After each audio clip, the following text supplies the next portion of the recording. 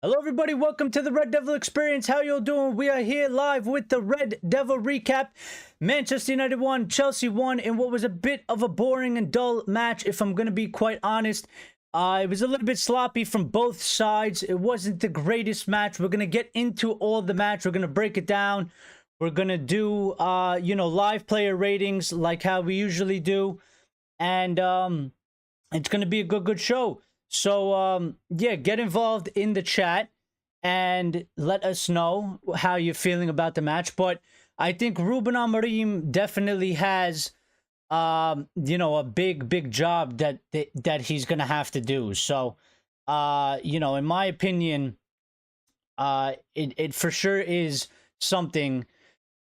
There's a lot of work that he's going to have to do, that he's got to get done. So, please smash the like button for me before we get into the rest of the show, and subscribe if you're not a subscriber and you want to join our wonderful community and get involved with that, because everything is good and well. So yes, sorry about that. I just have something going on here, so it's been a little bit weird. Ray says the same old, and Jason is in here as well. Well, I mean, it is a little bit of the same old, but to be honest, I wasn't expecting too much of a difference anyway when Ruud took over, because, again, Ruud Van Nistelrooy came to work with Erik ten Hag. They do have to have some sort of a similar qualities. I think there are differences in the team. I think you can see that we do try to play a little bit more forward, a little bit more kind of risky. But the thing is that the team itself, the players itself, are really lacking in their confidence and their ability. Like, they are still struggling, And again, this is why we were here for shows and shows and shows, saying that it's not just Erik ten Hag and it's not just the players. It is a combination of both.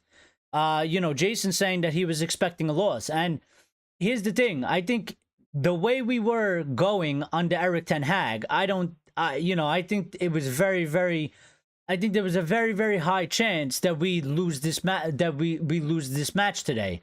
I think the fact that Ruud is there and he's trying to do things a little bit different, and play a little bit different, I think is a big reason as to why we didn't lose the match today. We did enough to stay in the match. Chelsea weren't the greatest. We weren't the greatest either. I think both sides were pretty much on par. I think a draw for the match is kind of fair in my opinion, because I don't think Chelsea were that great. And I don't think we were that great either. We got a penalty. We scored the penalty. We did what we had to do. But those are moments in the match that,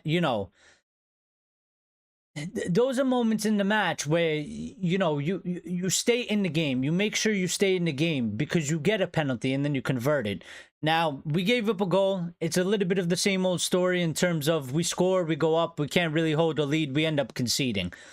I think Chelsea were a little bit fortunate to score that goal. It was a good hit by Caicedo. I mean, but you're talking about the ball went through Cole Palmer's legs, and there was no room for that ball to move. If it moved, a centimeter to the left, a centimeter to the right, it would have hit his leg. And it probably wouldn't have went in where it went. So, it's a good hit.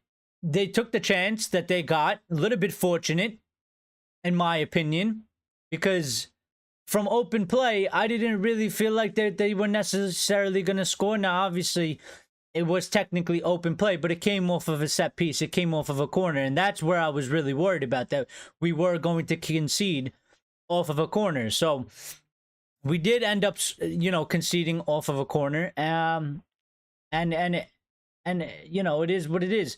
And Jason saying Ruud Van Nistelrooy won't do any better. Well, maybe not, but and this is why I don't think Ruud should have ever, I wasn't here saying that Ruud needed to be to become the next manager, because again, I don't think Ruud has per se the experience. Plus, it's a quick turnaround from him. and he's trying to just get results the best he can. So there's not a lot of time to really work on things. And I think that's why Ruben Amorim may just struggle as well. Not really struggle, but it might take a little bit of time. You know, there's a lot of hype around the Ruben Amorim and his system and what he can bring to us. And I think he can deliver it. But again, you're coming in the middle of a season, right? You're coming in the middle of a season. There's, you know, there's a lot of matches that is to be played. It's very hard to get the training and the work in on the training pitch while you're in the middle of the season, because you have to worry about games. You can't do certain things that you could do if you have, you know, if the season's not ongoing yet, if it is preseason. So it's going to be a work in progress for sure. And you know, there's certain aspects of the team you can tell we're very sloppy in our passing. We still lack that little bit of making the good decision. So there's things that Ruben Amorim is going to have to try and fix with these players. We gotta get like the patterns and stuff. You could tell sometimes we seem a little bit, and the word I would use is discombobulated. We don't seem to be on the same wavelength. We don't seem to be on the same, you know, the same mentality. One player is going to do one thing, the other player is going to do another thing. One player, you know, is trying to make a run, the other player isn't releasing the ball fast enough. You know, we still have those disconnects, and this is what I'm saying. It's not, it was never solely just ERIK ten Hag. It has to be from the players as well. So Ruben Amorim has a big job on his hand, because you know, you know, I think a lot of people out there might have thought that, you know, and I think a lot of people were just solely blaming ERIK ten Hag and the manager. And in my opinion, that was always the wrong thing. I think Ten Hag had his own problems. I think he failed himself. I think he didn't help himself. And I think he had to go. But at the same time, the players have their own problems. They need to sort their issues out. And we need somebody that can push them and help them to sort their own problems out. I don't think Ruud van Nistelrooy was ever going to be the one to do that. Again, like, you know, he was already there. Ruud van Nistelrooy is not a miracle worker, and neither is Ruben Amorim. So it's going to take time. It's going to be a process, and it might not go swimmingly in the beginning as well, you know. So Ray saying in the second half we had one touch in the box and we got a penalty. Well, one of our problems that we have, in my opinion, is, you know, our players' movements off of the ball is very, very subpar. We do not help our teammate out. Our teammate that has the ball in his feet, we don't do enough to help that player, because there's a lot of times we get you know, the ball to somebody and they get almost stuck. They get 1 to 2 people on them pressing them. They're looking up. They want to release the ball because they know the pressure's on them, or they know the pressure's coming on them, and everybody else is marked. And they know, as a footballer, you don't want to just give the ball away. You're trying to keep the ball in your team's possession. You're trying to make the right pass. You're trying, you know, to create something out of your possession in play. But the problem is that, you know, for example, I think there was many times tonight where Garnacho would receive the ball. Garnacho's getting pressed. Garnacho has 1 or 2 people already on top of him.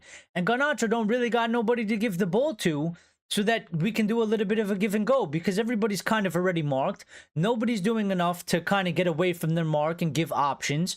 So our movement isn't great. And you know, there's a lot of areas in this team that is going to need a lot of work. And for sure, Ruben Amorim has a big job on his hand. It's, you know, it's not just going to be, you know, he walks in and everything suddenly becomes absolutely perfect. So, Sadiq saying, has nothing changed since we sacked ERIK? These are the same players who have thrown many managers on the bus. Well, they're not. I disagree with that. There's a couple of players. You know, I don't really like this narrative. I called it out last time when somebody said this. I think it's something that's running through the fan base. I understand why it's running through the fan base, but I don't really think it's accurate. I don't think it's accurate. There's how many of those players on the pitch today sacked multiple managers? it's not over 50% of that squad. You know, it's not. Half of the playing squad it hasn't sacked many managers. There's a couple players in there, like Rashford, who's been through multiple managers. Delo's been through a couple managers as well. Bruno Fernandes has been through a couple managers. Most of them haven't, though. Most of them haven't. So I think there's just an issue with the culture, with the mentality of the squad. And maybe some of them, they bring the rest of the squad down. Maybe they don't help in a certain way.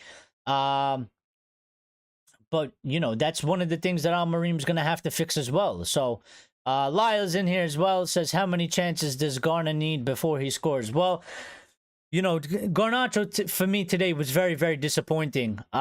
He was very disappointing. He was very underwhelming. It kind of fits into the narrative of, we are toothless. We are struggling to score. I think Garnacho had some of the best chances in the match today, and every single one of them, he took them very, very poorly. And it wasn't good enough. And I think Garnacho had a bad match today. I think he struggled. It wasn't good. It wasn't good from him. And I feel let down. I feel disappointed because he's somebody that we look to, that we always praise for trying to create and being the most dangerous. And albeit he was dangerous in that he got in the positions, to have shots on target, and he got in positions to have good chances. He didn't make the most of those chances. And that's a reoccurring theme for Manchester United, is that when we do good enough to create chances, and we do sort of create enough chances, we then end up not taking the chances.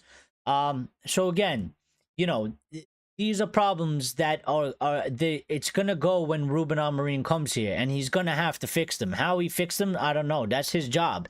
He's gonna have to do things to try and get these players to actually, finish the chances that they get. So, and Grace said Erik ten Hag out before. Yeah. I mean, again, it wasn't always his fault. I think we clearly stated that on this channel, and I think we clearly, I think we clearly stated, it was both of the players and the manager. But I think the one that can influence the most change and help the players the most is obviously the manager, and I don't think Erik ten Hag was doing enough. Sadiq saying, I think we may need to give Amorim more time. Well, Amorim hasn't even started yet. He should get all the time he needs right now at this point. For me, whatever happens this season, regardless, when he comes in, he obviously is going to get next season, for sure, because he's coming in the middle of the season. We clearly have our own problems and our own issues. So, with the players, and it goes beyond the manager. So whatever happens, it is what it is. Richard is here. Richard is saying more energy, but we need to find those goals from somewhere. Yeah, I think we have, there is a little bit more energy, but I also think that there's a little bit more, and I would say freedom. But I think you can see in the squad, we are still lacking confidence. We are still lacking, to me, the biggest one is confidence in our ability. Confidence in, going and really playing like, you can win that match, like you are the better team. I think we still play a little bit scared. And I think that's from the players, because I think, the season has been bad. We've suffered really bad moments. And I think it's gone into their mental a little bit. And it's a problem, and you're gonna need somebody to kind of get them out of that. I don't think Ruud has had enough time to do that. I think that's not something that happens very quickly. So, it's gonna take time. It is gonna take time. Ray's saying we don't have a system, and then we play, and then when we change players, we wing to wing, no one that risk. I don't think there's, I don't think there's any, but. In this case, when you look at this bench, when you look at what we had, number one, we're missing a couple players. Like, we had no options for the midfield today. Eriksen's not there, Mount's not there, Manu isn't there. We had nobody that we could put there. He had to put Lindelof, and the only other one that I really would have put there, and in my opinion, I think what he should have actually done but I do understand why he didn't do it. Is I would either have tried to put. I didn't want to take Maz out of there because Maz was fantastic. So you don't touch Maz. Don't touch Maz. But I think Maz can play there in terms of that holding midfield kind of role. But today I wouldn't touch Maz because I think Maz was, in my opinion, man of the match. I think he was the best player on the pitch. He was an absolute warrior. He fought for every ball. I think he was our best player by far today. I would have maybe put Lisandro there. Now the problem with Lisandro there is that Lisandro is kind of small. Lindelof is taller and he could get the height and he could win, you know, the balls that go into the air. So there is a little bit of a give and take. But there wasn't really much we could do. I think something that goes into the running theme of United today is Højlund didn't get too involved in the match today in terms of he was there, but you would have liked to see him get more chances. You would have seen like the ball get put to him a lot more in the box and whatnot. And of course, as soon as he's substituted out, the perfect opportunity arises, but it goes to Joshua Zirkzee, and Højlund is no longer there. And if it was Rasmus Højlund, he would have had an absolute breakaway because I think he had the speed to get away from Chelsea centre-back or whoever it was. And it goes to Joshua Zirkzee, who has no speed, and then obviously gets caught up by the Chelsea defender. And we lose that chance. So, you know, it's a little bit of our luck. It's a little bit unfortunate. You know, I think Rasmus was a little bit dead on his feet at that time, but I still think, you know, with the pace that he would have had, that he would have exerted, he would have probably pushed himself. I think he would have gotten a good opportunity, if not a goal from that. But you gotta sub Zirkzee, but there's not really too much combinations that you could do in terms of trying to really switch it around because that bench is very barren. You know, Diallo came in for Rashford. You could have argued that you could have put Diallo in for Rashford or for Garnacho because I think they both were really lackluster. But yeah, considering Chelsea had a surge of recent results recently, they were there for the taking. Another game goes a-begging. Well, yeah, but, you know, I also look at it in the way of Chelsea have been better than us this season. They've had a better season so far. And we've had a very poor season. And I part of me still thinks, like, for how bad we've actually been this season, I'll kind of walk away with a draw because I think the way we've been playing prior to Ten Hag getting sacked, I think I still have this feeling of like if he was there, there was a very high chance that we probably would have lost that match in one way or another. Ray's saying Southgate will get more out of these players. Now, Southgate wouldn't get anything out of anybody besides a good coat, a good waistcoat. Ray's saying, I hope Amorim can do miracles. Well, it's not really about miracles. I think a miracle would be more of if he walks in and he gets it done basically immediately in his first match or something, which I don't think is going to happen. I think you have to always go through the process. You know, his way of playing, his mentality and stuff like that, it's obviously going to be a process. Like, it's not just going to click right away. I think if it clicks right away, I think that's a miracle. But I don't think that. I don't think we necessarily need a miracle. I don't think we were necessarily that bad. We were bad, but I don't think we were that bad. And I think a lot of the things that we are bad at, I think they're certainly fixable. I think a manager can come in and get them to not do certain things that they're doing, mistakes and stuff like that.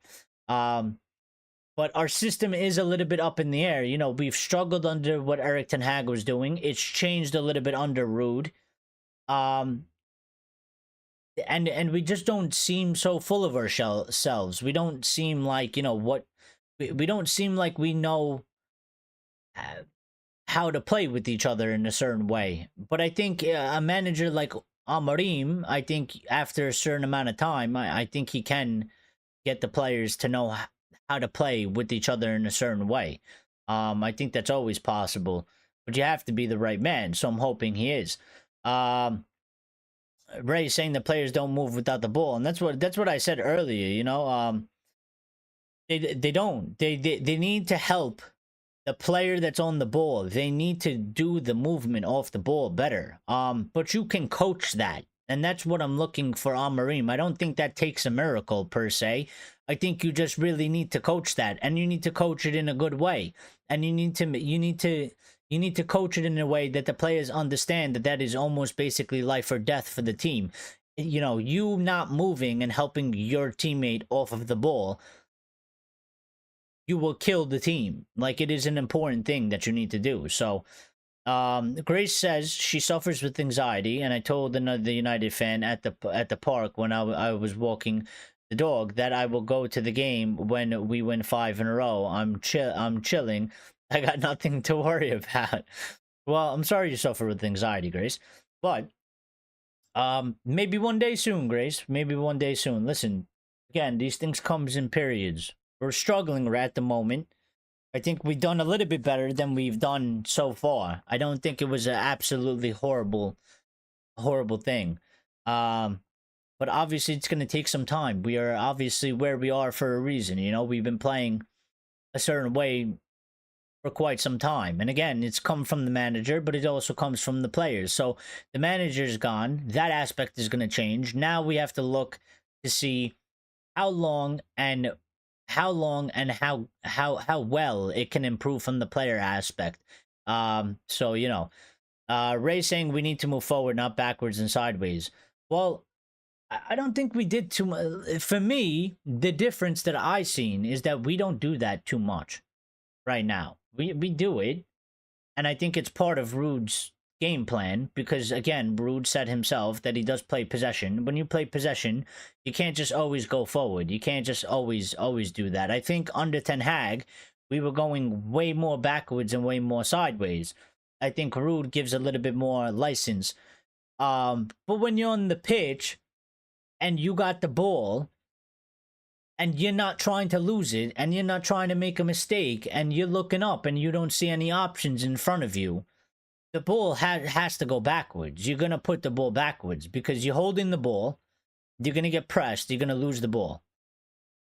You know, so I think a lot of it also has to do with the fact why we do go backwards and sideways, maybe sometimes too often more than not, is because, again, we're not doing the movement off the ball. We're not in good positions to help our teammates. And do like a pattern of play. We don't have that. Richard saying you also have to remember that they have been taught a system and it will take a while to change that philosophy. And I agree with that. I think, you know, we've been playing in sort of that sideways, backwards, and a lot of it has really been, you know, under Ten Hag, it was excessively sideways and backwards. And they've been playing like that for a while. So it's not just going to, you know, erase out of their minds immediately. And that's why, like, you know, I think Ruud has kind of carried it over a little bit, but he's given a little bit more license of freedom, a little bit more risk taking. Whereas I think the big difference we will see is when Amorim does take over, because it will be totally different in a certain aspect. And that's when the real work starts. Excuse me. So that's what I'm really looking for. You know, for me, I expected you sack Ten Hag. I was like, maybe things improve a little bit. Maybe we could get a couple positive results. But I wasn't really expecting us to start scoring 5 a match on the Ruud. I mean, maybe we could score a couple more goals. And maybe we could look a little bit better. But, you know, I wasn't overtly like, okay, here we go, the shackles are off. Because I think, again, it was problems for both the manager and the players. Obviously, the manager is gone, so that's changed slightly. But the players are still there, and the players still need work, and the players still need to learn and change the way that they've been playing. And that change isn't really going to come until Ruben Amorim comes in and we start moving forward in that aspect. So,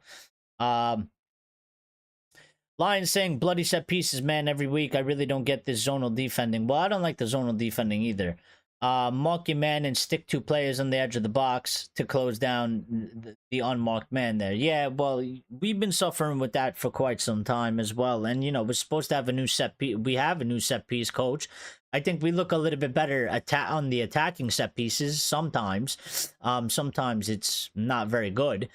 But, yeah, the defense, the defending of set pieces, it doesn't really fill you with confidence, does it? Every time we play a match and a team gets a set piece, you just always have this feeling of like we're going to concede.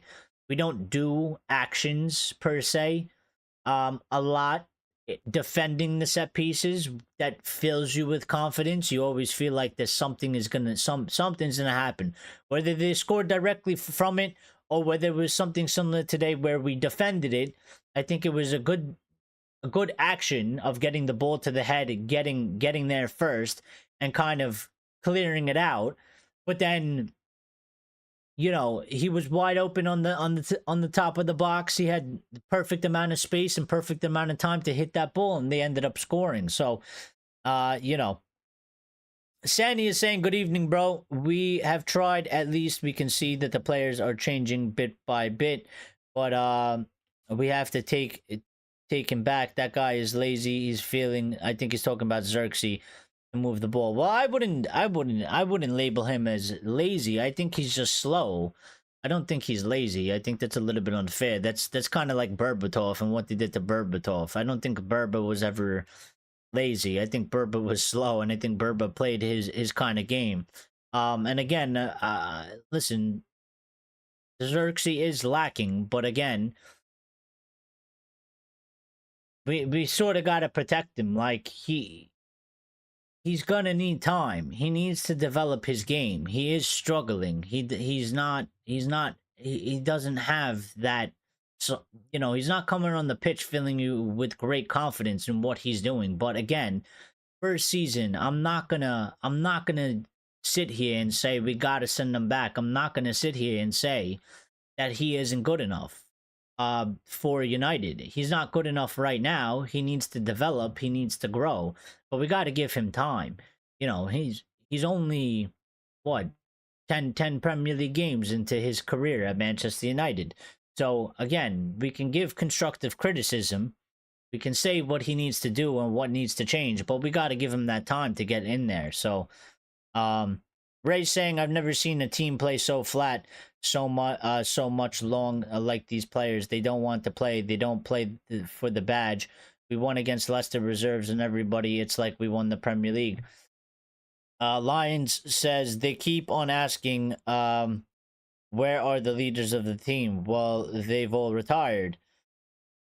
I mean, we have. I think we could do with a little bit more leadership. I think we're suffering from maybe some of the players that have been at the club for quite some time in terms of maybe like a Marcus Rashford. You would like to see more leadership from Marcus Rashford. We don't really get it. Those players have been there. Low shows it sometimes, but other times he does, like today, I think he was very average today. He was almost, there was a he didn't really have an influence on the game in per se. But the way he carries himself, he does have that sort of responsibility and stuff like that. But today it was just like, Maz showed it today. He did. And you need a couple more plays to do that. Even Bruno today, I think it was a bit of a struggle. So just give me a second, excuse me, because I am just fixing something, so sorry about that. I apologize. But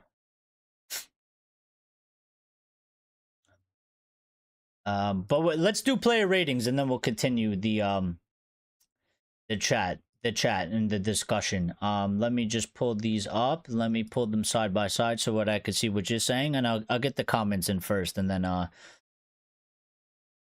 Sandy's saying, where are we going with the player who won the jersey number 11 and he doesn't push the ball? He's lazy on the ball. The boy who was passed, he was supposed to finish the ball. But look at what he's done. And Ray says starting change the captain and set out the crap. Well, you can't do that until Amorim is in, and I don't think he's gonna do it mid-season. So I think Amorim will come in. I think Bruno will continue to be the captain. I don't expect that to really change. To be quite honest. Onana. Let's do the player ratings. If everybody smashed the like button, thank you. If you haven't, please do so. Richard saying also Xerxes had more time on the ball in Italy. Well, that's the thing. Like, he has to develop his game. Like, he was slow. He is slow. He was doing all right in Italy because it fits him a little bit more. And I think speed-wise, it's always hard to make somebody necessarily faster in terms of just running. But his decision making, and his mental of like, I gotta react a little bit quicker, and like decision making has to be quicker, and I think you can develop that. But obviously, he has to get used to it. He's clearly not used to it, so it's gonna take some time for that part to get there. You know. Lines is saying, I'm sorry about my next statement. I really am. Delo looked great last season because of how bad Aaron Wan-Bissaka was. But now that he's gone, Delo is being found out again. I don't know. I think there's games where Delo has been really good. I think there's games where Delo has been not so great. And I would say that you can say that probably about everybody in the squad. You know, I don't really think it's just about Delo, and I'm not here. You know, I don't think you heard me tonight single out a single player, because it's not like our team is functioning to a point where you're like everybody was great, Delo was bad. You know, so for me, I can't really just single out one player because there was multiple players that had a very underwhelming game. I think Ugarte and Casemiro in the midfield, they had a couple good moments, maybe defensively, but they also had bad moments defensively. And Ugarte was absolutely awful with the passing forward. Casemiro had a very good pass to Højlund, but he had some very bad passes. So, you know, it was like good and bad. It was like Jekyll and Hyde. And I think that goes a lot for a lot of our players. You know, Garnacho today, you know, you would say he's one of our best attacking players this season. But today, he looked very, very poor. He was very, very bad. You know, so this is a theme in the team. I don't think you can single out one player and say that somebody is being found out or somebody is playing poor or somebody is playing bad. It is a squad issue. It is a squad issue. The chemistry, the mentality in the squad, it is a squad issue. And I think when you sort that squad issue out, then you can start judging a little bit more individually. Because right now, the team is just it's in a little bit of a disarray. Like we are a mess in certain aspects. RSV is back. Good to see you. Richard saying he agrees that you know it's the whole team was below par today, and it's not just today, Richard. I think it's a fair statement to say that the whole team in a lot of the matches we've played so far this season, you know, you would look at those matches and say a majority of the team was below par in those matches. So again, I don't think it is a specific player per se individually. I think it is multiple players, which means that there is an issue with the squad as a whole. There's an issue with the team as a whole. It's not just like, oh, if we swap Delo out and put in somebody else, then you know we would have won that match or we would have played 3 times better. We have multiple problems. We need the players to kind of go up in the way that they are playing. Lion saying Maz was excellent today. He should be right back and just stick Amos at left back. Fudge it. Well, I don't think that was necessarily the problem. I think today we struggled in the midfield. I think we were always going to struggle in the midfield. We didn't have anybody to replace those players if they struggled. Cass, you could tell, while sometimes he has very good defensive actions, he does get beat a lot because he doesn't necessarily have the legs that Chelsea midfield was beating him a lot. So, you know, it is certainly a problem.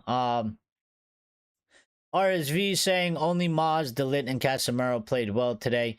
Played well, especially Casemiro. Well, I don't think they necessarily did. I think you know, for me, I think Maz was our best player, and I would agree with you on Maz. Delit wasn't bad. So I think Delit was good, but I don't think Casemiro played especially well. I don't. I think he had good moments, but I also think he had bad moments. For me, and we're gonna do the player rating. So, RSV saying Ruben Amorim needs to show some grit and bin Garnacho, Rashford, and Bruno. I will give Højlund some leeway under the new manager, but I don't want those players to throw another manager under the bus. I mean, but who are you gonna swap him for? Who are you gonna put in? Like, this is another issue that we have. Like, you want Rashford, Bruno, and Garnacho dropped, and okay, even so, right? Even so, who do you know? If you take out Rashford and Garnacho, who are you putting in those positions? We got Diallo. Who else are you gonna put in? There's nobody to put in. Anthony is injured. There's no one really else to put in. We don't have the numbers to really do that. Especially right now, and especially in the midfield. You know, the midfield is really lacking numbers right now because we have Mano injured, Eriksen is injured, and Mount is injured. You know, that's 3 players right there. So we don't really have... You can't really sub it around right now. You can't really do much changes. Richard saying, well, one of the bright sparks over the past 2 games, Casemiro no longer looks like a spent force. But this is typical Casemiro. He has some good games, he has some bad games, and I think part of his problem is that he really doesn't have the when we play a very mobile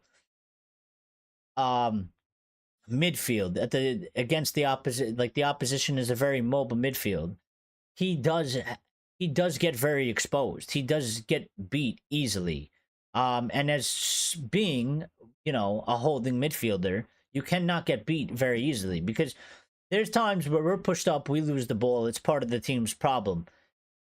If he goes to make a tackle and that player beats him, he's out of the picture. He's not getting back to help the team defend. He is not going to be able to run. I mean, he was out of breath at the end of the match. I would have almost took him off and kept on Ugarte because he literally couldn't breathe. You know, he was absolutely finished. So, Lion says he feels bad for Højlund.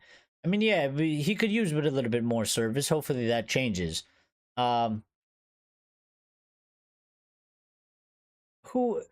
who is Barbados? Ahmad was a little bright spark today. Well, Ahmad comes on and he's trying to take his chances, and he was. But you know, I think there's an argument for maybe starting him over one of the wingers if you want. But again, for me, you know, you swap a couple players. The issue really is the squad. The issue is us as a team, as a team, as a unit. It has to get better. It's, you know, swapping individuals, I don't think is going to solve much of our problems right now because I don't think it is. I don't think it's an individual. I don't think it's an individual problem. I think it is a team. It is a unit problem. It is a collective problem. We got to sort that out first before we can really start saying, well, if you swap this player for that player, like, our fortunes will turn. If you put this player in instead of that player, our fortunes will turn. I think right now, with the way that the team is a mess as a unit, swapping 3 or 4 players for 3 or 4 other players, I don't think is going to make us score 3 goals a match. I don't think it's going to make us play dominant. Those issues are bigger than that. So, Rich is saying, yeah, he's got no legs. And that's fine.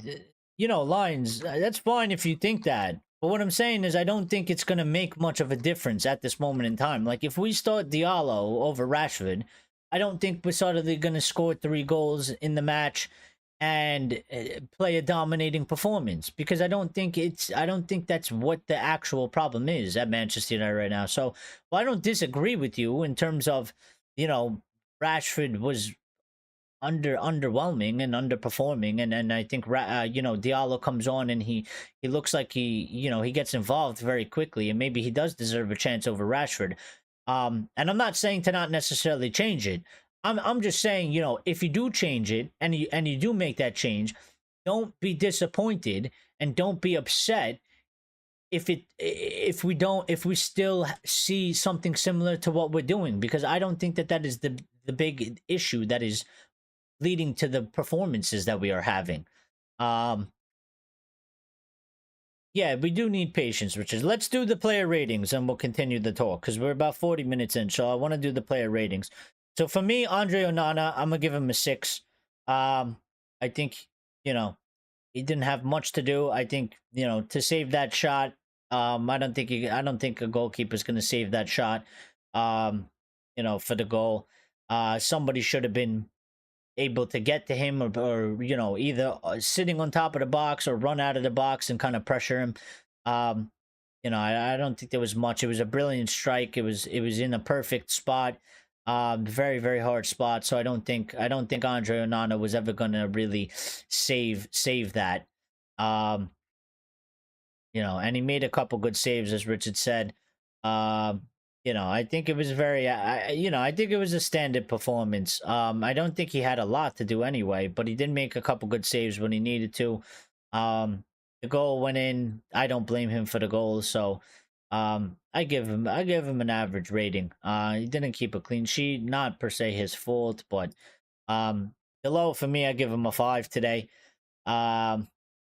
Just I don't even really remember seeing Delo, on the pitch today. I don't remember him being involved in anything, defensively or offensively. Like, I almost feel like Delo wasn't even on the pitch today. I can't remember off the top of my head any key moment, um, defensively or offensively, that Delo was really involved in. He almost seemed like a passenger in today's game. So, a bit disappointing from him. But I think he's one that I think he'll turn it around at some point. He's been in a little bit of a poor period. But again, the team has been like this themselves. So, um, the lit, I could give him a 6.5. I think he was good today.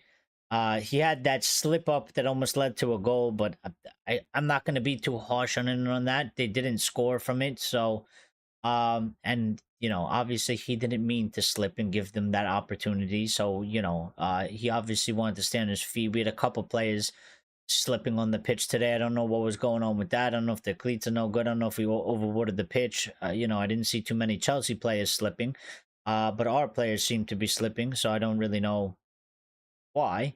But I think he did. I think he did all right. Martinez, I give him a 6. Pretty average, basic game. I think at times they struggled a little bit to defend. They did okay at times to defend. They got on the ball when they needed to. Um, but yeah, I mean, it's very hard to judge kind of in that match. That match was kind of just. To me, the match was very average. So I don't think you could be too ruthless with these ratings. Mazawari for me, I give him a 7.5. I think he was by far our best player on the pitch. I think if every player on the pitch today played with the determination and the fight and the character, and with the ability of how he was like fighting for the ball and actually winning it, and there was times where it was like it looked like he wasn't going to win it and he still fought and ended up winning the ball. I think if every player played like that today, I think we would have won that match easy, with one eye closed. I think part of the problem as well with this team is that there's some fight missing in these players at times where they don't give us that extra bit. They got to give that extra bit. They got to give everything they got on the pitch. I think Maz gave everything he had in him today on the pitch. So for me, he's going to be man of the match, of course. And the team needs to do that. We can't just have one individual player doing that. It's almost useless. But for me, he was great. Ugarte, I'm gonna give a 5.5 because, again, he had some good defensive actions. He had some very bad. You could even give him a 5, really. He lost the ball in very bad areas. He lost the ball when trying to make passes, some very poor passes. And again, I kind of knew this going into it, that Ugarte actions, creating chances, and going forward, they are not good. Like, go look at his statistics in his playing career. He does not rank very high. So he's going to have to work on that because we cannot be losing the ball in the manner that we were because he's trying to kick a 40-yard pass to our winger, and it is, an absolutely horrible pass. For me, Casemiro, I give him a 5.5 as well. Again, I think they were both kind of very similar. He did have a very good ball to Højlund that led to the penalty, which was an excellent ball. But he didn't do that all game. I think he had some poor passes. I think he had some good defensive actions. I think he had some bad defensive actions. It was a mix. It was a mix, but I think they were them two certainly struggled today. I think they were outplayed at times. And I think they were beat at times. So from them two wasn't a great display for me. Marcus Rashford, I'm going to give him a 5. I don't think he played particularly well today. I don't think he got involved as much as he should. I don't think he really created much. It was a poor display from Marcus Rashford again. And, again, he's one of these players that plays, he gets a couple good games, then he goes back to being what he was doing before. So a lot of just inconsistency throughout the team. And I think you're seeing that with the, again, it's not about, just this player or that player. You see it in a numerous amount of players in the squad. There's a high inconsistency. They show up, they don't show up. They play brilliant, they don't play brilliant. There's a bigger issue there than just the individual themselves. So, Bruno, I mean, I'd probably, honestly, I would probably give him a 5.5. You could say you could give him a 6 because he scored the pen and whatever it is, but I think even his overall play today, he wasn't great either. He didn't have the influence we really needed. I thought at times he lost the ball as well, trying to make passes. He lost the ball, holding on to the ball too long at moments in time when it needed to be released, making the wrong decision. So, I think that penalty kind of saved them a little bit in the rating anyway, because obviously, still has to score the penalty, still has to put it in the back of the net. But, for me, overall performance, overall game, it's got to be, it wasn't great. It wasn't great. Garnacho, I give him a 5 as well. He struggled. Albeit, listen, he got in good positions. He made himself available to get good chances, but he fumbled every single chance. He could have scored easily 2 to 3 goals today. And at least 2 of them you're saying that he had to score them. There's no way you don't score them. But he didn't score them. So he was poor, and he also struggled. He seemed a bit off of it. I think he had a bit, when he started on the right and then the left, I think Ruud changed it. And you know what? I kind of want to change Rashford's score a little bit too, because I gave him a 5.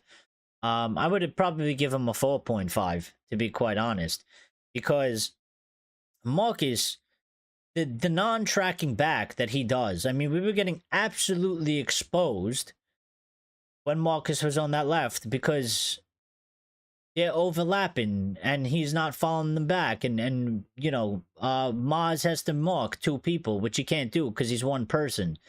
And then I think that's why Ruud switched it, because they were targeting that side, and he threw Garnacho over there to put Rashford over there, because I think Garnacho at least helps a little bit defensively more than Rashford. And then you've seen Chelsea, they started attacking the other side anyway, which tells you that they know that Marcus Rashford don't track back. They know that Marcus Rashford leaves his teammate exposed. Um, but I think Garnacho, he struggled. He struggled. He struggled to handle, you know, whoever was on that side. They were quick. They had pace. I think he knew that he couldn't necessarily beat them. And yeah, I think I think it played a part into him playing a little bit more passive, not as direct, not trying to make runs and do all that stuff. I think today he accepted a little bit of defeat in terms of that he wasn't going to be able to dribble past, the right back as he usually does, which I think led to him being less, confident in his game. Um, and even Rasmus, I would probably give him most of it, not I would say a big part of it not to his fault, but I would give Rasmus a 5.5 as well, because I don't think I think he struggled. I think that battle between him and the center backs, he wasn't winning them per se. But he doesn't get as many opportunities as I think he can and probably should. As soon as he comes off, then we really start crossing the ball into the box. Why? Because Xerxes is a little bit taller than him, and you're trying to give Xerxes a header. Why don't you try to give Rasmus a header? There was a couple opportunities there as well where, Rashford put the ball in. It was like a 3-on-1. We had Rasmus in the center, Garnacho on the left. And Rashford kicked the ball almost like he didn't even want to kick it to Rasmus. He wanted to give it to Garnacho. And it was like, dude, why did you put the ball so high? Why didn't you put it so that Rasmus could kick it with his feet? It's literally a tap-in. So, um, you know, Victor Lindelof, I give him a 6 because, I mean, he just came in there. He did a job. I don't think he really did anything wrong. But he's a substitute. What are you going to penalize him for? I give Diallo a 6 as well. And Xerxes, I probably give him a 5.5 because I think he scuppered that chance and he's too slow. But again, he came in as a sub. I don't think, he didn't really have an impact. And there was one or two opportunities that he had that, he wasn't able to do something with it. But he is a problem right now. He is a problem right now because he is too slow. He does take too long on the ball. And it hurts us. A team that's struggling for goals and a team that's struggling to score, and you put in a player like that, it just makes our situation worse. And while he is on the pitch, and that is partially his fault, I do feel bad for him in a certain sense as well, because you could tell that he is having a hard time adapting to the English game, to the quickness, and to the Premier League. And it's not like he's putting himself on. We put him on. So, it is a problem. And Ruud, I give him a 6 because, we came away with the draw. I don't think he necessarily set the team up badly. I don't think he necessarily did anything bad, in terms of, he did make a couple subs. I think the setup was all right. I don't think there was much he could really do.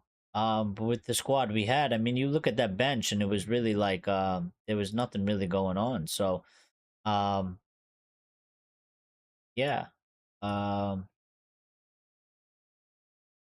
it's just pretty much, in my opinion, how it goes. So, yeah, those were the live player ratings. Man of the match, we gave it to Mazawari, of course. I think that's overwhelmingly, a thing. But yeah, I mean, oh, let's get a couple quotes. You know who does track back? Anthony. That wingback idea doesn't sound so crazy now. Richard saying it is the most drawn fixture, but it is. It is. I've seen that statistic. It is the most drawn fixture. Manchester United versus Chelsea is the most drawn fixture between any two Premier League teams. I wish they come out, because I do partake in a little bit of sports betting, and I wish they would come out with that statistic.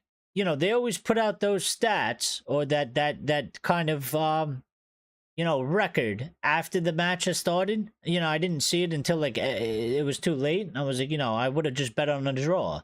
I think the odds were positive as well. So if I knew that, I definitely would have put it down there. I always found these things out after it's too late. Which is, it is what it is. But let me get a couple quotes from, I think Roy Keane's done some talking, so we could talk about that. But to Lion's point, Anthony does track back. The problem is Anthony is injured, so we can't even use him right now to track back. And again, that's something for the manager to sort out. You know what I mean? The manager has to sort that out.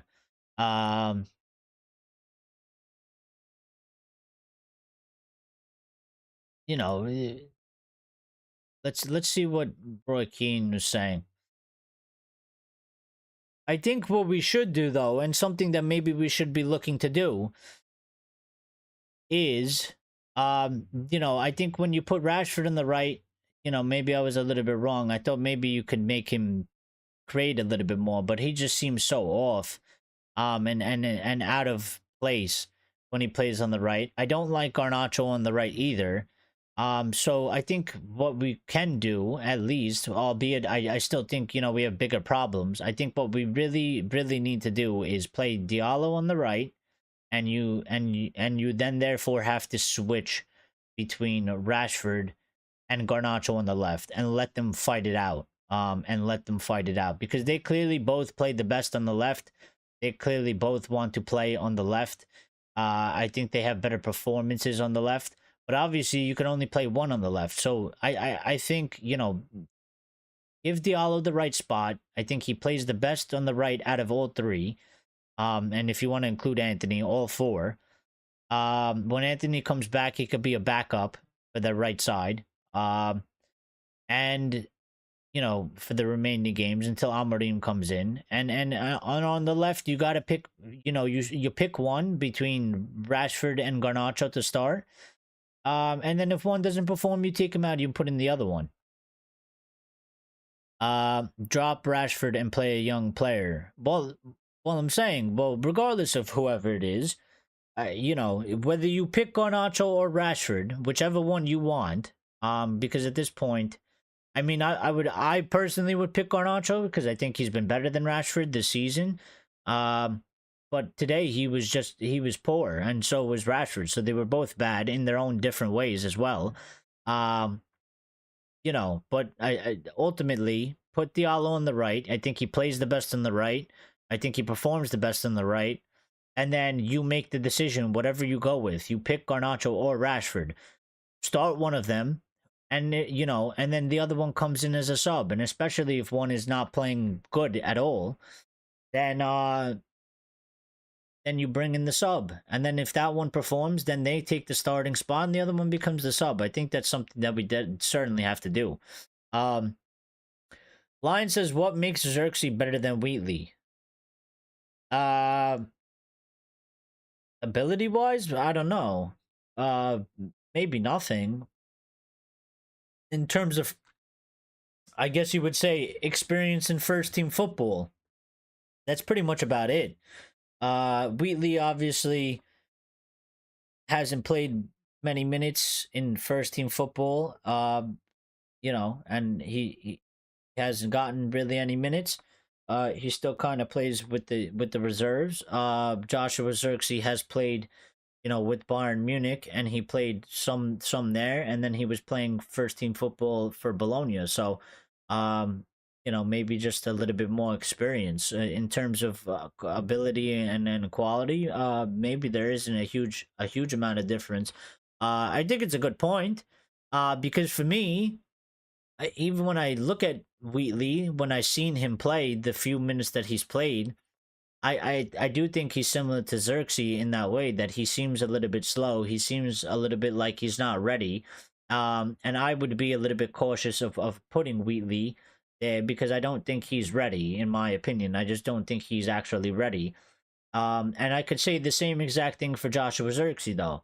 Like, I don't, he's clearly not ready for this. He's clearly not ready for this. We've clearly bought him ahead of time, and we've clearly thrown him into, and he might not be even be good enough because his ability is certainly questionable for the Premier League, and the lack of speed, the lack of quickness, which could be a big problem going forward. So, I don't know what I don't know what per se what they necessarily saw in him that they wanted, that they made the choice to go get him over other players, and how he fit into what they were planning. Um, but I don't know. We got to see where it goes from here. Grace is saying, why can't right-footed forwards play on the right? It's so weird. It's a little bit with the modern. I mean, I agree with you, but it's just like the modern game. Like almost a lot of teams do it. I don't know. I don't know why they want this inverted sort of thing. Um, that's kind of the modern game. It's the way they go. But they're not wingers. No, but they're like the modern wingers. I mean, you're saying in a traditional sense. In a traditional sense, they're not. They're inside forwards. They're inverted wingers. They're not. It's not a traditional winger. We're not playing with traditional wingers. We don't actually have traditional wingers. I don't even think Ahmad is a traditional winger. And you don't really find too many traditional wingers anymore, because a lot of them aren't. I mean, look at Vinicius Junior. Is he a traditional winger? He's certainly an inside forward, an inverted winger. The same could be said about Mbappe. Like, that's just like football has gone that way, and we don't have it at our club. We don't have traditional wingers. So, um, the system doesn't work because we just have a lack of understanding. And right now, I don't even know. I can't even tell you really what the system per se is, because I think it's a little bit in free form right now. I think the fact that Ten Hag got sacked and Ruud's come in and he's tried to change it a little bit, the system kind of just the system kind of seems like it's a little bit up in the air right now. Like, it's almost like, at times where we say that, like, we don't have a system. I think the system right now, there's question marks over the system, because it's almost like the system's kind of just like in free form right now until Amorim comes in and puts his in. Like, obviously, Ruud has a shape, he has a game plan, and he has a formation. But the system itself, it's almost like, I don't really know. It's almost just like, just go play football. Like, it's almost just like we line up in a 4-4-2, and it's like, do this, do that, and play football. But it's like they're figuring it out on the pitch. It's not an actual structured system in that way. So, it seems a little, it seems like we're just missing something. We're missing, we certainly have a lack of an understanding, and a lack of patterns, and a lack of, chemistry between our players, in the system. So Vanessa Roy done a little bit talking, and Roy Keane has said some things as well, so I want to get to that. Ruud van Nistelrooy said, I'll get behind the new manager and make sure the club grows. I'm here to help after that even more. I don't know. There's a lot of talk about this. People say, they're okay with Ruud staying. Some people are saying they don't Ruud to stay. I don't know. Listen, I don't think he should stay if Amorim doesn't want to work with him, if he's not open to working with him. They don't know each other. I don't know how Amorim and his staff are going to feel about working with Ruud van Nistelrooy. They don't even know if they're going to necessarily get on. My one issue of why, this cynical issue that I have, that I worry about Ruud staying, is because of those reports that supposedly come from United players, that they leak it to the media, saying how much they like Van Nistelrooy and how much they respect him. And we don't need somebody there per se that can almost undermine the manager, and it's not, and it's not Ruud. Ruud, I don't think Ruud is cynically going to be undermining Ruben Amorim. But the problem is this guy will come in, he will have his own way of doing things. Some of these players might not agree with it. Some of these players might not like it. And what they'll do is they'll be like, yeah, I don't really like this guy. He's kind of a dickhead, or I don't really like this. And instead of having or trying to work out a relationship with Ruben Amorim and fixing that, they'll just like sort of run to Ruud. And they'll be best friends with Ruud because they like Ruud a lot more. Um, so I don't like that aspect. I don't know if I really want that there. If it's not gonna cause issues, I don't really care if Ruud stays there then. But if Amorim doesn't really want it, then obviously he should go. And I would be worried about that aspect because I feel like, these players like this guy so much that when the new manager comes in, like if some of them don't like what he says, what he thinks, or what he does, they're gonna run to Ruud, um, and not deal with the manager. And you can't have that. You can't have that. Um, Richard saying Ruud will want to finish the next two games on a high. They will give him a platform to get himself a manager job. I don't think Ruud would stay as a coach. Well, I don't know, but maybe not. But I don't think anybody actually knows. There's a lot of question marks. I mean, he says some quotes that makes it seem like he wants to stay, and he doesn't necessarily want to go. But nobody actually knows what is going to happen. We don't know what Amorim wants. I don't think Amorim has necessarily made a decision on that. He's at Sporting, focusing on Sporting. And I don't know if the hierarchy have made a decision on that. I don't think they have, because I think we haven't gotten there yet to make that decision. So I don't know. I can't really say. I could say that I'm kind of torn 50-50. I could see him staying. I could see him going. And I think there's reasons for both. And you can make arguments for both, but I don't know. You know, Ruud van Nistelrooy and Amorim saying, I'm looking forward to getting to know him better. He did very well in Portugal. I'm looking forward to continuing to help the club progress. That's my main goal. Well, the things Ruud is saying makes it seem like he's been told that he's going to stay. So we haven't gotten this confirmation from the club. But maybe Ruud knows something that we haven't been told yet, because he's talking in a manner of that he is staying and that he's going to continue on. So, that's two statements already by Ruud van Nistelrooy that makes it seem like he is staying here. So I don't know. Ruud saying, I tried to share the culture of the club, the culture of the town, and the fans. That's an important part. I'm glad I can share these moments and help these players understand the spirit. I saw the spirit on the pitch on Wednesday, and today that's the foundation to grow. Well, yeah, we need a little bit more spirit. We need a little bit more fight. We need a little bit more determination and confidence as well. Ruud saying, it's an emotional roller coaster. It's been almost a full week where so many things happened. My job was to steady the ship. And I agree. That's why I don't think I don't think you should expect anything crazy. I think from Ruud van Nistelrooy in this period here, like, his job is to steady the ship. I think so far he's steadied it a little bit. We're still in rough waters, but the ship is certainly a little bit more, steady in the fact that we beat Leicester, albeit it was reserves, but at least we got a win, and we moved on to the next round, and we played a Chelsea side that's been better than us in the Premier League this season.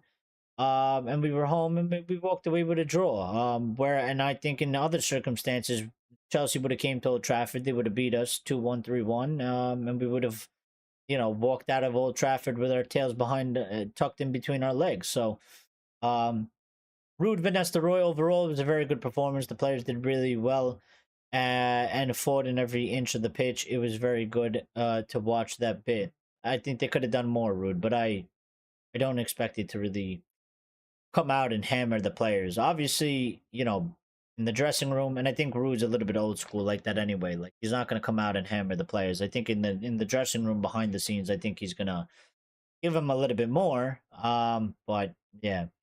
Bruno Fernandes speaking, saying Ruud is a nice guy, humble for someone who won everything at the club. Well, this is what I'm talking about. So, Ruud being a nice guy, being a legend of the club, and being an ex-player and being a great striker, there's a little bit of cynicism in me that, if he does stick around, and they don't take a liking to Ruud and Amorim, some of these players will run to Ruud and they'll only listen to Ruud, and it'll be about Ruud, and they'll kind of undermine Ruud and Amorim. And we can't have that happening. So, Bruno saying everyone knows how much I wanted the goal to come. I need to help the team with goals and assists. It's been one of the most disappointing things this season, but I got some in the cup. Now scoring in the Premier League, well, it was a penalty. Um, you know, he also said I normally score a lot of goals, but I always gave 100%, and Hag is aware of that. Vanessa Roy saying I'm here to help. After that, even more, I'll get behind the new man. But Ruud is speaking in a manner of that he is staying on, so I don't really know. But it seems like he is. I don't know if he's been told he is. Mazawari asked, what is the difference, Faroud Van Nistelrooy has made to United? He said, you cannot change a lot in just 5 days, and I agree with Mazawari so far on this comment. He said, you cannot change a lot in just 5 days, so we will still do the same, but with more intensity, and that is what brings the opponent in danger to lose the ball, and it gets the crowd going. And I 110% agree with Mazawari here. I think Mazawari has probably said the comment of the night because he is a player. And I think he said exactly what I said. Like, a lot of the fans are complaining, and upset and kind of moaning that it's the same old from United. And I don't really know why they were expecting such a big difference. I think under Ten Hag, it was hitting a point where it was starting to look like there was no hope at all. And obviously we weren't performing as good as we think we can. But again, Ruud has taken over. It's been 5 days. How is this guy gonna make the changes that are necessary? He is here to steady the ship. He is here to make us. I think we've performed slightly better. And I think that's all he can really do. I don't think he can make us score 4 or 5 goals. We're clearly struggling for other reasons. So, and I think Mazawari is spot on. Like, you can't change a lot in 5 days. I don't know why, there was people out there, and it's probably, their own fault because they really thought it was all about Ten Hag. And again, it's never just the manager and it's never just the players. It's always both. So I think there's people out there that thought if we fire Ten Hag, we're all of a sudden going to start scoring 5 goals a game and playing brilliant football like we did in 2004 or something. And that was never, it wasn't just the sole issue. So I think, obviously we need a little bit more intensity. I think we need a little bit more risk taking. I think we played too safe under Ten Hag, and it was too restrictive.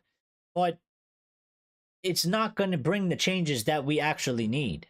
Roy Keane saying on Bruno Fernandes comments on Erik Ten Hag sacking. He said, too little, too late. You are judged for what you have done on the football pitch. Bruno didn't show that leadership, but you also have to move on. Keane, he's always going to be he's always going to say how he feels, and then sometimes it's harsh, and sometimes it's just or whatever, but he doesn't hold his tongue, that's for sure. Roy Keane saying again, a lot of the players don't care that much. I think that's fair, you could say that. They just focus on the next manager. I don't think Bruno has done enough as a captain over the last year or so to help the manager out. He has not shown enough leadership skills when the going has got tough. And maybe not, but again, I don't think there's many players in there that you can say if you give them that armband that they're going to do that job, Roy Keane. So, while I don't necessarily disagree, who do you really give it to that's going to do what you're saying? Because I don't think there's anybody that you could clearly say that you could give that armband to and do what you're saying Bruno hasn't done. And I think that is another big issue. Richard saying Ruud will want to, oh yeah, I did that one. Lion saying, I'm sure Giggs, Carrick, and Ollie tried to share the culture of the club as well with their interim time. I'm sorry, but that's a fling away comment. Well, I don't really, I don't expect Ruud to say much. Like, I don't expect him to say much. I think maybe a fling away comment. And I expect fling away comments from Ruud. Like, he's not going to be the manager. He's not taking over the job. His job is to steady the ship and try and get some points and put us in the best possible position he can for the new manager when he does take over. And that's why this period is a little bit of a period, because it's kind of like we're just kind of going along. We're not really going to see the improvement, or we're not going to really see the changes or the differences until Amorim comes in. It's almost like we're just kind of just waiting. We're almost just waiting for him to come in. Like it's like this period of, like, temporariness. I feel like we're stuck in this temporariness right now because everything is temporary. Rude is temporary in terms of being in charge of the whole team. Um, the players are playing for a man that is in a temporary position, because going forward after the next two matches or so, he's not going to be the one in charge, and he's not going to be the one making decisions. Rude also knows that, so I don't expect Rude to come out and say anything. These players aren't good enough, blah blah blah, because he's not in charge, like, per se. He's just temporarily in charge. So I don't it just kind of feels like we're in this, like, in between period where we're just sitting here kind of waiting for the time to pass until Amorim could come in, and then that's when the real work starts. um Richard saying, yeah, what can you say, he is in charge for another 2 games? Well, that's what I'm saying. Like, and that's kind of what I expect. Like, I didn't expect Ruud to kind of, like, throw this around. I don't expect him to do anything, really. I hope, all I did was that I hope that he can make his play a little bit more, with a little bit more, maybe, passion, a little bit more, energy, a little bit more fight, and a little bit more risk involved, and maybe give us a little bit of confidence. But I didn't expect that to change our whole fortunes. I thought maybe we could get some wins here, maybe we could get some points, because it looked like we were, to the point where we were getting absolutely nothing from everything. So yeah, so that's Bruno saying, I'm a big fan of Sporting and watch a lot of their games. Ruben Amorim brought the excitement back to the club. It was a little bit split when he came to Sporting. He transformed everything and brought everyone together. Vanessa Roy saying, my biggest motivation is to help the club forward, to help the players get better, and now in this role I also do it. After the Leicester game at home next Sunday, I go back to the other role because this club needs to be brought forward, and I just want to be a part of it. So it seems like Ruud is staying, because Ruud is telling us he's staying. So yeah, I mean, of course he's not a happy camper. I get it, but I don't think you can really rant and rave. So I don't think you can. Obviously, Keen is Keen, and he has his demands and stuff, and I get that, and I don't necessarily think he's wrong. But again, it's just like, I just try to bring some level-headedness into it. Um, you know, So apparently Bruno Fernandes was asked about Erik Ten Hag's sacking, and the first thing he said was that he apologized to Erik Ten Hag and said we should have done better. So that's what that quote from Roy Keane had to do with, basically saying that it's too little, too late. You had your opportunity and you didn't do enough, and you let him down. So um, Roy Keane also had a couple other comments. I will get to. Because I think he had something on Amorim, which I want to cover. So Roy Keane, all right, hold on. Roy Keane saying, a really disappointing performance. Manchester United are a bit average at everything, and they are not special. I agree with that. The lack of goals is hard to believe. I mean, to a certain extent. When you look at United, they play for moments. That's nowhere near good enough for a United team, and I agree with that. And I think that's fair, and I think that's a fair comment, and I think it's a good comment. Um, I think where I disagree is that he says the lack of goals is hard to believe. I think there's key and obvious reasons. that doesn't make it so hard to believe. I think, number one, where we started and how we've been going this season, it's almost expected at this point. And I think that plays a part in the players' heads, and that's why the new manager has to come in. And you thought maybe Ruud could help it out a little bit, but obviously it's going to take some time.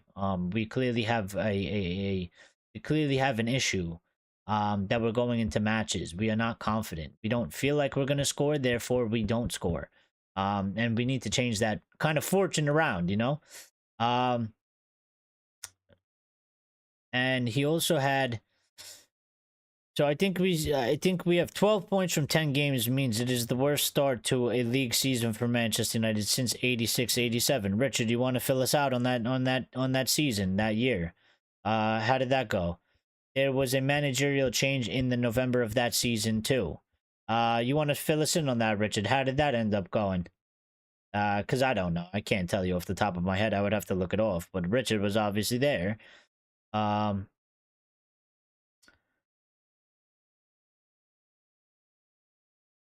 Roy Keane saying the Martinez tackle was nasty tackle. Roy, you shouldn't be the one to talk about nasty tackles. That's all I'll say. And said he is lucky. I mean, I guess he's being fair as well, but I'm just saying. So that's when we got Sir Alex Ferguson. When it was that season. It was that appointment. Ron Atkinson was let go. Oh yeah, that's right. I did hear about that. So Roy Atkinson was let go. And then we got Sir Alex Ferguson. Well, I want to make comparisons. I hope Ruben Amorim can do something similar. You know, if the players don't understand what it means to play for United, then get them out. If I get that you don't want to put the team down, but if Ruud thinks he needs to explain that. I mean, yeah, I think he's trying to kind of explain that and trying to get that point across. But again, you know, I think to your point, Lions, like, you know, if they don't understand, you know, maybe it's not that they don't understand. Maybe some of them just don't give a shit. You know what I mean? Maybe they just don't care. And if they don't care, then obviously you have to get them out. But you can't get them out now. You know, we are in a place between a hard rock, a rock and a hard place. Like, there's tons of people that they're like, you know, get rid of Rashford, drop him now. I'm like, and it's like, okay, I get it. Like, all right, maybe drop him. Some people go as far as to like, they're like, he shouldn't play at all.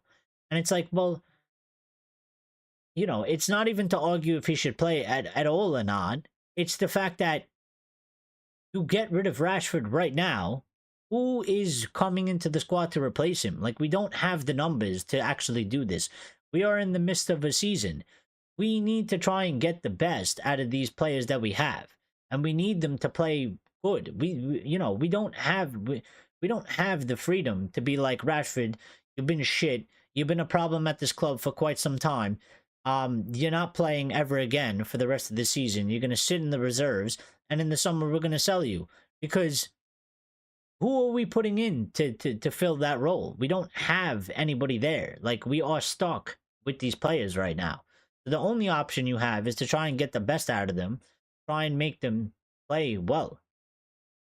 And then for me, that is INEOS' job, really.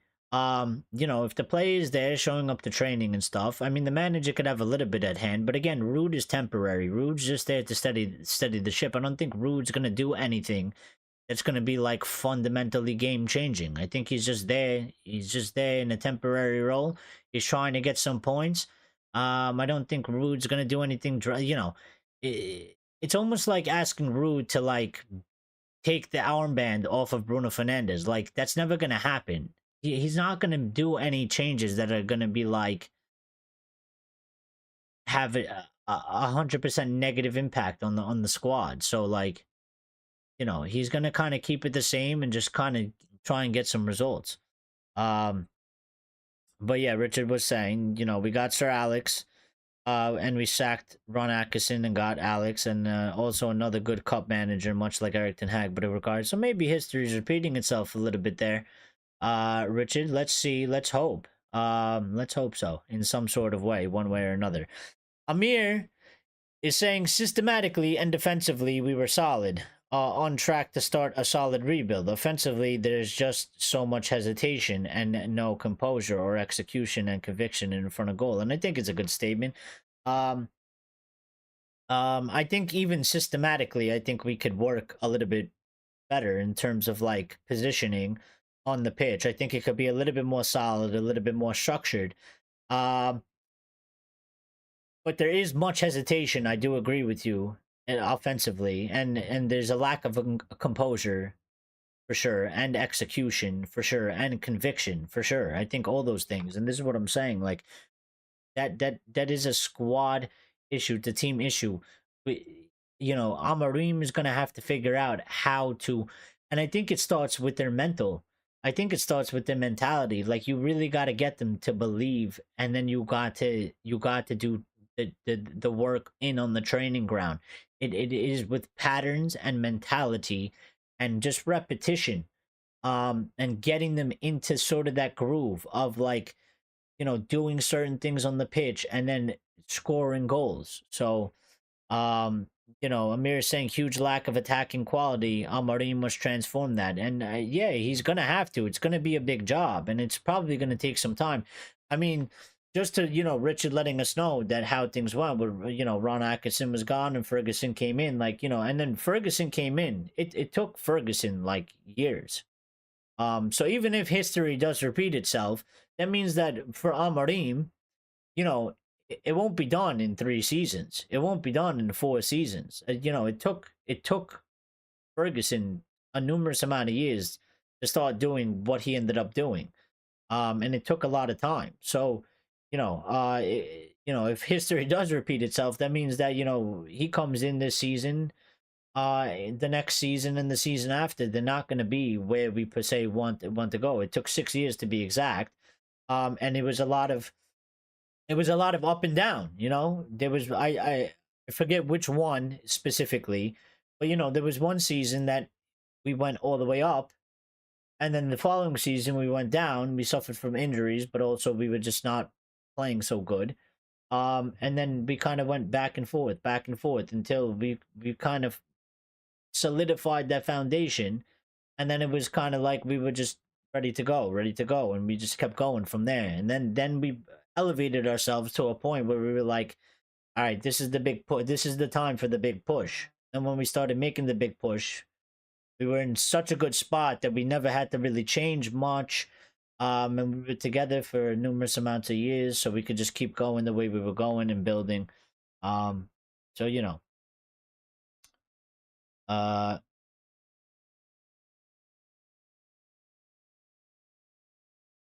Bruno's had quite a lot to say.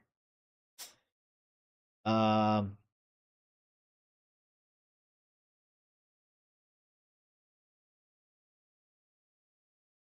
Bruno saying, I'm just reading what he's. Bruno also is another player saying, he said not much has changed. In midweek, the goals went in, and I said to some friends, everything will come to us, and people will say we wanted the manager to be sacked. We get the point, and we can be happy for that. We need to be disappointed because we were far back in the league.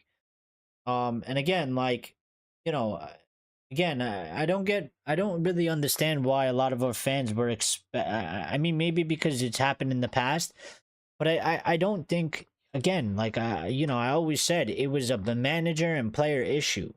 So you've done something to the manager in terms of changed him, but then we haven't done anything to sort out the player part in terms of trying to get them to play better and stuff like that, and do different things and different patterns and a different system and a different style and stuff. So I don't understand why anybody expected it to be major change. I always just hoped it was going to be a little bit of change, because I think in certain matches that we play, we all we needed was a little bit of change, and we could have gotten 3 points there instead of 0 or 1. Um, so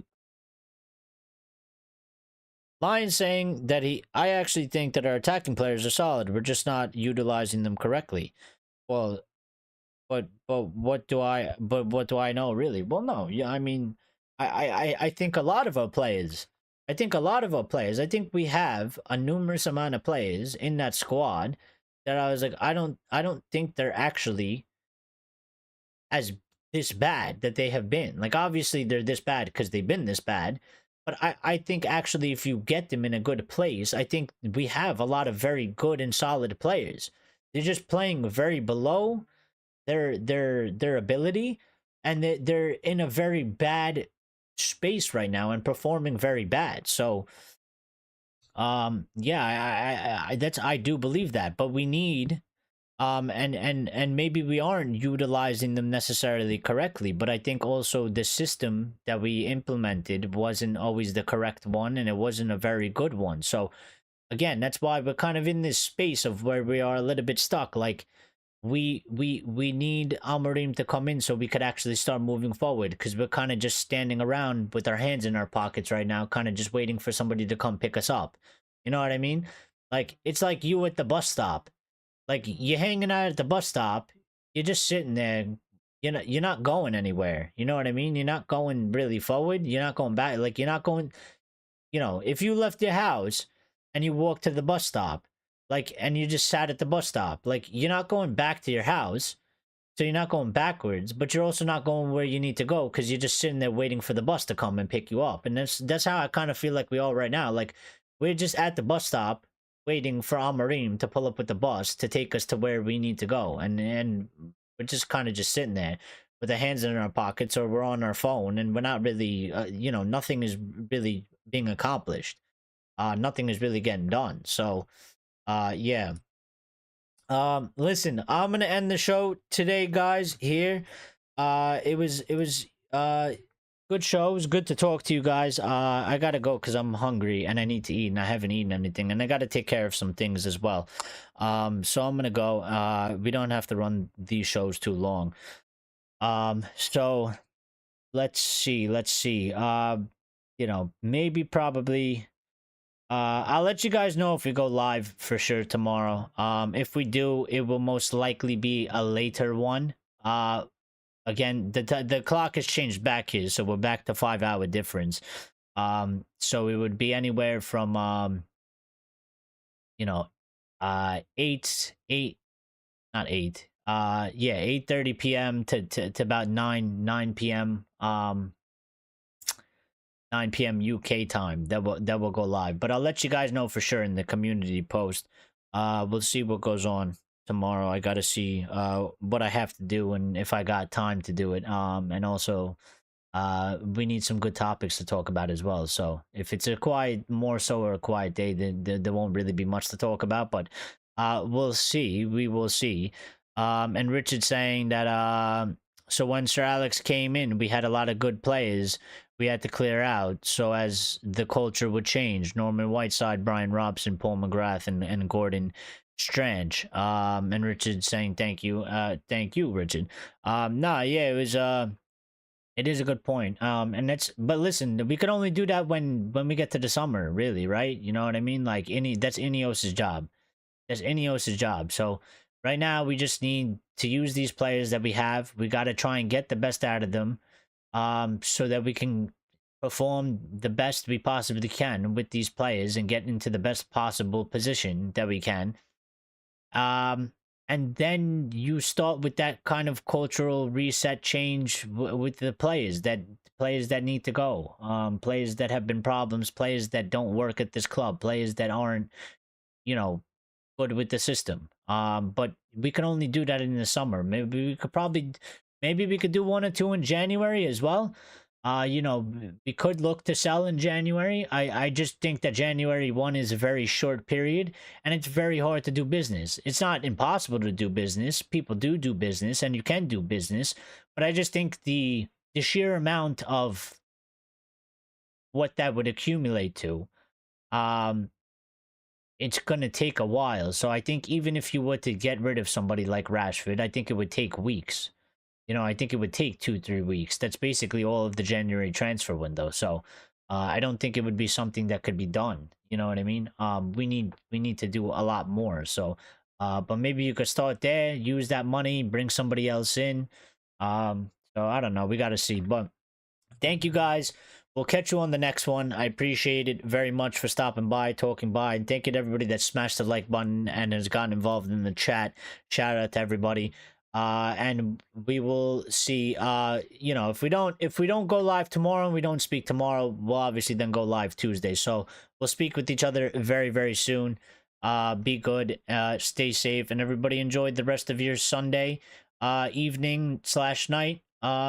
And we will talk very, very soon. Be good, guys. Enjoy.